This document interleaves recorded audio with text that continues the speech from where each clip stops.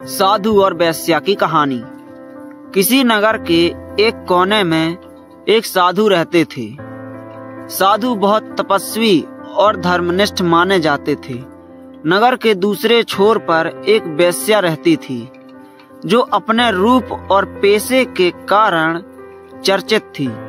साधु और वेश्या का जीवन अलग अलग था, परंतु दोनों के बीच एक अदृश्य संबंध था। दूसरे के प्रति विचार साधु हर दिन वेश्या को देखकर मन ही मन उसे तिरस्कृत करते और सोचते, यह पापिणी अपने जीवन को भ्रष्ट कर रही है, इसे नरक में भी जगह नहीं मिलेगी। उधर वेश्या हर दिन साधु को देखकर सोचती, कितने पवित्र हैं ये महात्मा, मैं भी इनके जैसा जीवन जी सकूं तो मेरा जन्म सफल हो जाए। समय बीतता गया। एक दिन दोनों का जीवन समाप्त हो गया। दोनों की आत्मा न्याय के लिए यमराज के दरबार में पहुंची। साधु को विश्वास था कि उन्हें स्वर्ग मिलेगा और वेश्या ने मान लिया था कि वह नरक जाएगी।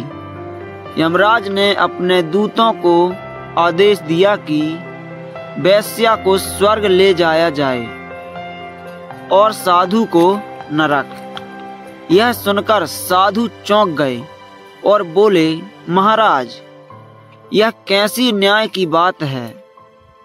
मैं जीवन भर तपस्या करता रहा और इसे तिरस्कार करता रहा। यह तो पापिणी थी, इसे स्वर्ग क्यों यमराज? इसे स्वर्ग क्यों? यमराज ने उत्तर दिया, साधु, तुमने जीवन भर धर्म का पालन किया, परंतु तुम्हारा मन पाप से भरा रहा। तुम हर समय इस वेश्या के दोषों पर ध्यान देते रहे और तुम्हारे विचारों में केवल नकारात्मकता और अहंकार भरा रहा।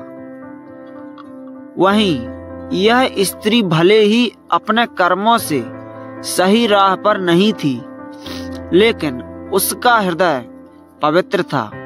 उसने सदा तुम्हारे जीवन की सराहना की और ईश्वर से यही प्रार्थना की कि वह भी एक दिन पवित्र बन सके। उसके विचार उसे स्वर्ग का अधिकारी बनाते हैं। यह सुनकर साधु और वेश्या दोनों को अपनी गलतियों का एहसास हुआ।